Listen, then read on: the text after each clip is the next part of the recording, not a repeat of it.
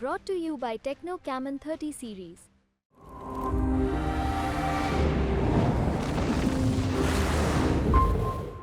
नमस्कार, मैं हूं मिलिंद खांडेकर और आप देख रहे हैं साप्ताहिक सभा।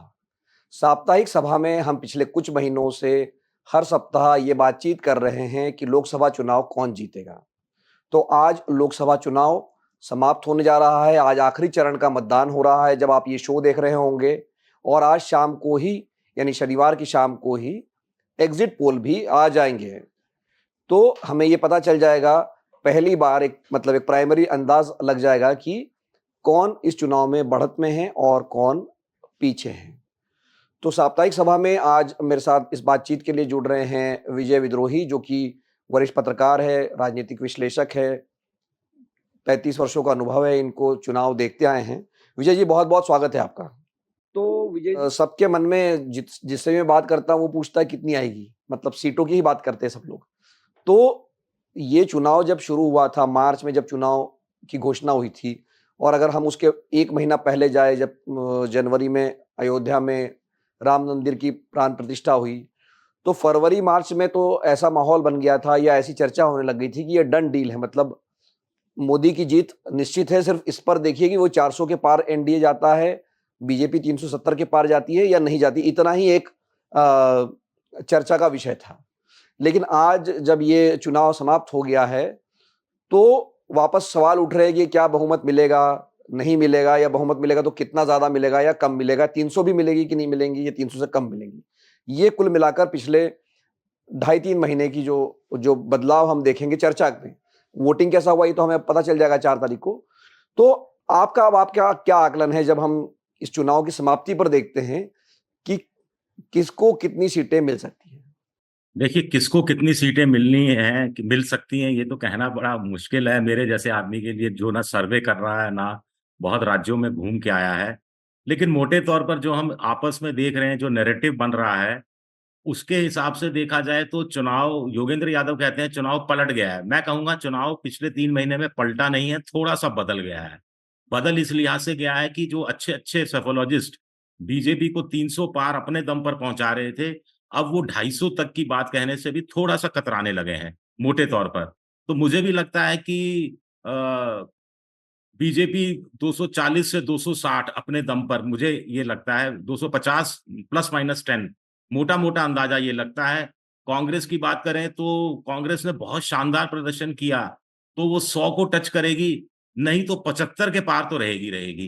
75 और 90-95 के बीच कांग्रेस रहेगी, ऐसा मोटा-मोटा मेरा आकलन है। अब इसमें एनडीए और इंडिया की बात मैं अभी नहीं कर रहा हूँ। नहीं, तो जो विजय जी, आपने जो सेफोलॉजिस्ट है या जिन्होंने ग्राउंड पे रिपोर्टिंग की है, उनके अगर आकलन को देखा जाए, और चूंकि न्यूज़ तक ने पिछले सप्ताह भर में योगेंद्र यादव से ही बात की, संजय कुमार से ही बात की, आशुतोष से बात की और राजदीप सरदेसाई से ही बात की, तो मैं इन सबका आकलन या इनका जो रेंज है वो मैं बता देता हूँ। तो योगेंद्र यादव को लगता है कि बीजेपी को तो अपने दम पर बहुमत नहीं मिल रहा है, मतलब 230-40 सीटें आ सकती है।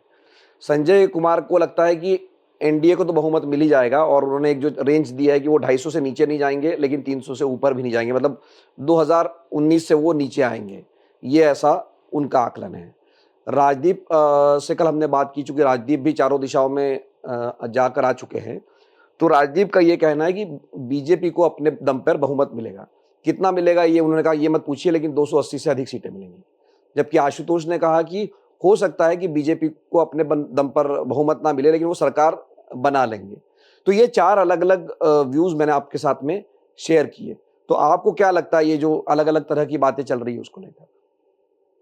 देखिए, वही इन चारों का मैंने तो सुना नहीं था, आपके मुँह से अभी सुना, लेकिन उससे पहले मैंने जो अपना आकलन बताया था, तो मोटे तौर पर इन चारों का औसत मैंने बता दिया एक तरह से। 230 से 280 आपने कहा कि 230 एक दे रहे हैं और 280 राजदीप करीब-करीब दे रहे हैं। तो 230 और 280 में करीब-करीब 250 के आसपास ही उसका औसत बैठता है, और वही बात मैं कह रहा हूँ, और मैं आशुतोष की बात से 100% सहमत हूँ कि बीजेपी सबसे बड़ी पार्टी होगी और सरकार बीजेपी की बनेगी, यानी एनडीए की सरकार बनेगी। इस बात को लेकर तो मेरे मन में तो अभी आज की तारीख में तो कोई शंका नहीं है। अब सीटें ऊपर-नीचे कितनी होती हैं, बाहर से कुछ समर्थन लेने की ज़रूरत पड़ती है, नहीं पड़ती है, वो देखना पड़ेगा कि क्या स्थिति बनती है। लेकिन आपने जो बात कही कि कांग्रेस को आप कह रहे हैं कि 75 से लेके 95 तक सीटें मिल सकती है। तो अगर ऐसा होता है विजय जी, तो फिर तो बीजेपी का ग्राफ गिरेगा, क्योंकि अगर कांग्रेस ग्रो करती है, क्योंकि जो हमने देखा कि 2014 में उनको आई थी 44 सीटें, 2019 में आई उनको 2019 में आई 52 सीटें। तो 2024 में भी जब चुनाव पूर्व सर्वेक्षण आए थे, उसमें कांग्रेस का आंकड़ा कहीं 62 से लेके 72-75 तक जा रहा था। लेकिन अब आप कह रहे हैं कि वो 75 से ज़्यादा कांग्रेस जा सकती है। तो इसी से जुड़ा हुआ मेरा ये सवाल है कि कांग्रेस को जब फ़ायदा होगा, तो क्या वो बीजेपी की कीमत पे होगा? क्योंकि जब हम उत्तर भारत में देखते हैं विजय जी, हमने पिछली बार का जो आंकड़ा देखा था कि 190 सीटों पर सीधा मुकाबला हुआ था कांग्रेस और बीजेपी के बीच में, और उसमें से 175 सीटें, मतलब 10 में से 9 सीटें बीजेपी जीत गई थी, कांग्रेस को सिर्फ 1 सीट मिली थी। तो क्या आपको लगता है कि ये जो 75 या 95 सीटें हैं, तो इसका मतलब तो ये हुआ कि कांग्रेस को उत्तर भारत में फ़ायदा हो सकता है? देखिए, कांग्रेस को मेरे हिसाब से उत्तर भारत में भी फायदा है और दक्षिण भारत में भी फायदा है। कर्नाटक में उसको फायदा हो रहा है और कहीं से कांग्रेस दक्षिण भारत में घट नहीं रही है। सबसे बड़ी बात है कि केरल में उनकी अपने दम मतलब जो यूडीएफ के तहत कांग्रेस के हिस्से में 15 सीटें आई थी। डीएमके के साथ 39 में से उनके हिस्से में 8 सीटें आई थी। तो वो सीटें बरकरार हैं मेरे हिसाब से। तेलंगाना में उनकी बढ़ रही हैं। सभी मोटे तौर पर कहा जा रहा है कि 3 से बढ़कर 8, 10 भी हो सकती हैं। कर्नाटक में बहुत जबरदस्त ढंग से बढ़ रही हैं। 1 सीट थी, कुछ लोग कह रहे हैं 15-16 तक सीटें निकल सकती हैं।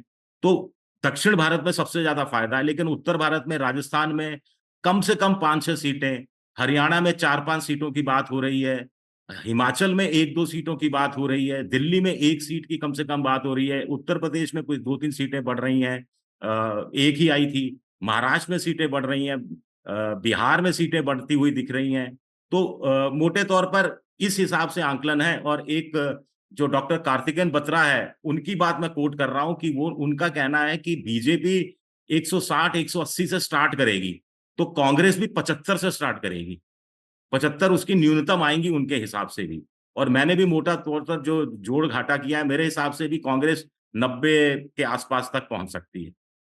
चूंकि हम उत्तर भारत की बात कर रहे हैं, और लेकिन एक और चीज है कि हम ये देख रहे हैं बीजेपी और कांग्रेस की मिलकर 325-330 सीटें आती रही हैं मोटे तौर जी, पर, पिछले 2 जी, बार का एवरेज लिया जाए।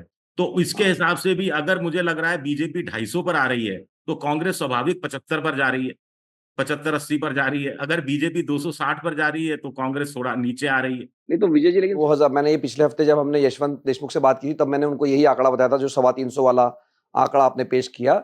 लेकिन पिछली बार ये 325 का आंकड़ा जो था वो करीब 355 हो गया था, क्योंकि 303 बीजेपी को आई थी और 52 आई थी कांग्रेस को। उसका एक कारण ये भी था कि बीजेपी ने अन्य राज्यों में भी अपना दायरा बढ़ाया, मतलब बंगाल में बढ़ाया, उड़ीसा में बढ़ाया, तो इसकी वजह से भी उनकी और कांग्रेस का जो जोड़ था, वो जो हमने देखा था 2014 में भी यही हुआ था। करीब 282 सीटें बीजेपी को आई थी और कांग्रेस को 42, मतलब वो भी 325 के आसपास था। या अगर आप 2009 में भी जाएंगे तो 300 से 300 325 का होता था। सिर्फ 2019 में ये बदलाव हमने देखा, जब दोनों का जोड़ आप करेंगे तो 350 के वो पार चला जाता है। लेकिन मैं जो आपने बात कही जिसको कोट किया, तो अभी चूंकि हम उत्तर भारत की बात कर रहे हैं विजय जी, तो डॉक्टर सुहास पलसीकर जो है, जो कि जाने माने राजनीतिक शास्त्री है, उन्होंने पिछले हफ्ते इंडियन एक्सप्रेस में एक लेख भी लिखा था, फिर मुंबई तक को भी उन्होंने एक इंटरव्यू दिया उसी लेख के आधार पर।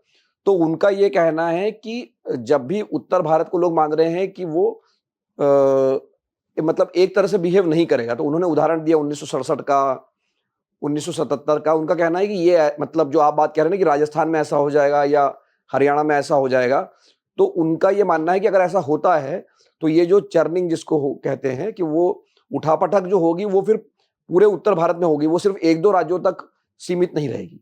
हाँ, बिल्कुल, मैंने भी उनका इंडियन एक्सप्रेस में लेख पढ़ा था। उनका ये भी कहना था कि हिंदुत्व के नाम पर बीजेपी एक थोड़ा मैक्सिमम तक पहुंच गई, उसके बाद उनका चीजें बढ़ती हुई नजर नहीं आ रही हैं। ये भी उन्होंने उत्तर भारत को लेकर बात कही थी। और लेकिन हमारे यहाँ वोटिंग पैटर्न आजकल तो सीट बाय सीट बदलता रहा है। तो इसलिए स्टेट टू स्टेट अब देखिए, जैसे एक छोटा सा उदाहरण दूं मैं, पंजाब देखिए। पंजाब देश देश जिस ढंग से सोचता है उसका उलट पंजाब सोचता है कई बार। पिछली बार जब पूरे देश भर में 2019 में भी पुलवामा था, सर्जिकल स्ट्राइक थी, पूरा देश राष्ट्रभक्ति से चूर होकर मोदी के पक्ष में वोट दे रहा था।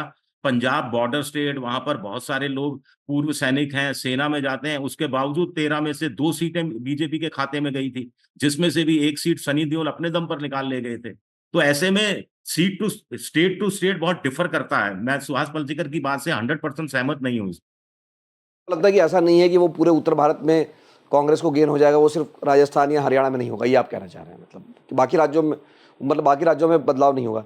लेकिन जो आपने कहा कि भाई हिंदुत्व की भी सीमा है, तो इसी से जुड़ा मुद्दा है, और जो बार बार लोग ये कह रहे हैं कि जिसको नज़रअंदाज कर रहे हैं कि बीजेपी के पास हम सिर्फ हिंदुत्व हिंदुत्व की बात करते रहते हैं, लेकिन एक जो लाभार्थी वर्ग क्रिएट किया गया है, लोगों को 5 किलो मुफ्त राशन मिल रहा है, लोगों को मकान मिला है, उनको किसान सम्मान निधि मिल रही है 6,000 रुपये। तो जो तरह तरह के बेनिफिट्स लोगों को मिल रहे हैं, लोगों का कहना है कि लोगों को इससे क्या मतलब है, उनको तो सिर्फ ये है कि भाई मुझे अनाज मिल रहा है, या मुझे छत मिल रही है, या मुझे उज्ज्वला का सिलेंडर मिला हुआ है।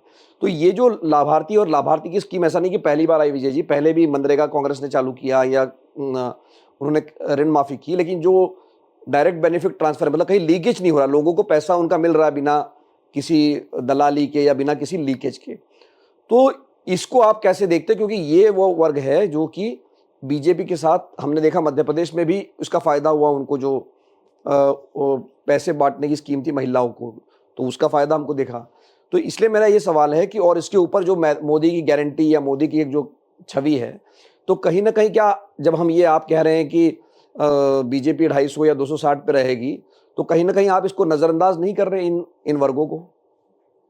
नहीं, इनको मैं मिलाकर ही कह रहा हूँ। और देखिए, वो टाइम्स ऑफ इंडिया में आज ही आर्टिकल है दीपांकर गुप्ता का, जिसमें वो ये कह रहे हैं कि लाडली बहना स्कीम से शिवराज सिंह चौहान की जो स्कीम थी, उससे बीजेपी को ज्यादा फायदा नहीं हुआ।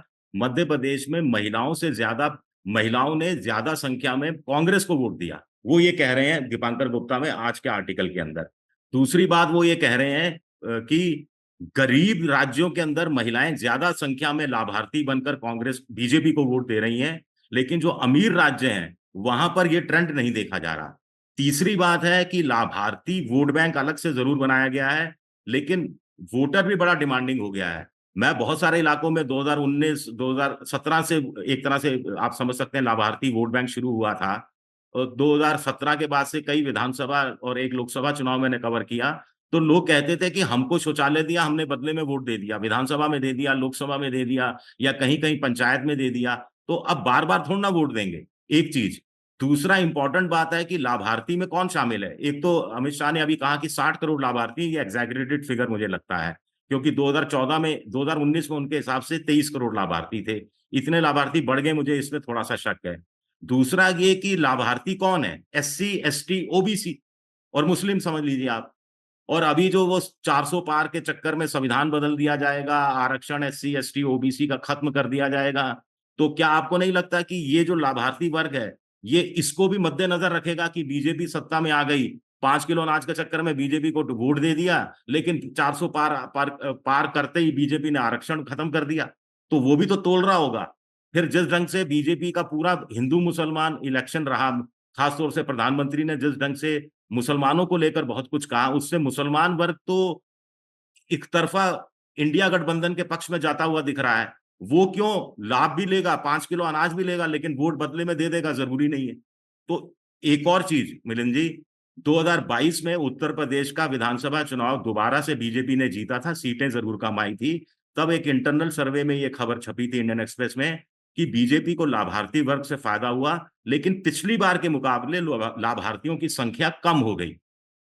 तो ये 3-4 फैक्टर हैं जो मुझे लगता है कि उस हिसाब से लाभार्थी वर्ग से उतना बड़ा फायदा बीजेपी को शायद नहीं हो जितना वो यकीन मानकर चल रही है, खासतौर से फंसी हुई सीटों को लेकर। देखिए, मेरा मानना है ये जो फंसी हुई सीटें हम कहते हैं, तो उसमें एडवांटेज हमको बीजेपी को देना चाहिए, बल्कि हम देते हैं वो विपक्ष को देते हैं। लेकिन विपक्ष, वो जो विजय जी आपने कहा संविधान बदलने वाली जो बात आप कह रहे थे, तो वो तो प्रधानमंत्री ने पहले ही फेस के बाद इस बात को पकड़ लिया था कि ये बड़ा मुद्दा बन गया है, और उसके बाद उन्होंने एक तरह से उसको उल्टाने की कोशिश की कि नहीं, ये मुसलमानों को आरक्षण दे देंगे।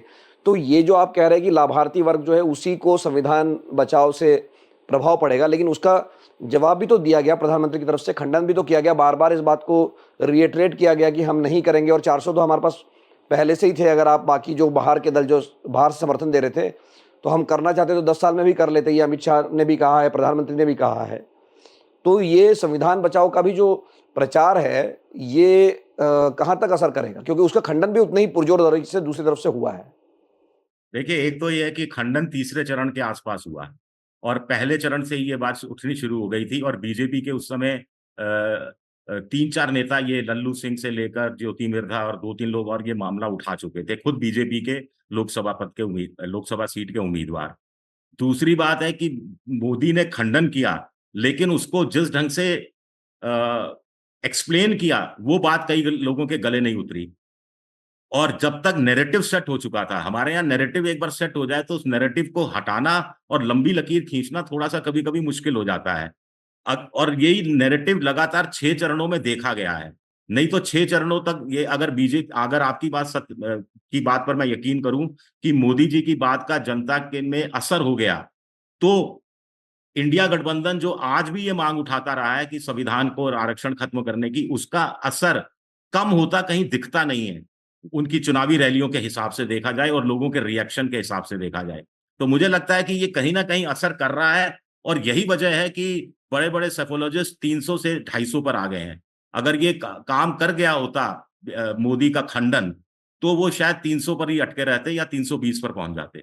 बहुत-बहुत धन्यवाद इस बातचीत के लिए विजय जी। तो विजय जी कह रहे हैं कि ये चुनाव जब शुरू हुआ था और अब जब बदल गया है, ये बात कही जा रही है। लेकिन आज शाम तक हमको ये बात पता चली जाएगी कि सेफोलॉजिस्ट कम से कम वो क्या कह रहे हैं कि वो 300 पार ले जा रहे हैं या 300 से नीचे रख रहे हैं बीजेपी को, या एनडीए को कहाँ तक जा रही है। इस चुनाव में कौन जीतेगा, इसका पहला ट्रेंड आज शाम को आपको एग्जिट पोल के ज़रिए मिलने लगेगा और आपको न्यूज़ तक भी सभी चैनलों के एग्जिट पोल दिखाएगा अपने चैनल पे। शाम 5 बजे से आप न्यूज़ तक पर भी लाइव कवरेज देख सकते हैं। बहुत-बहुत धन्यवाद विजय जी आपका भी और हमारे दर्शकों का भी।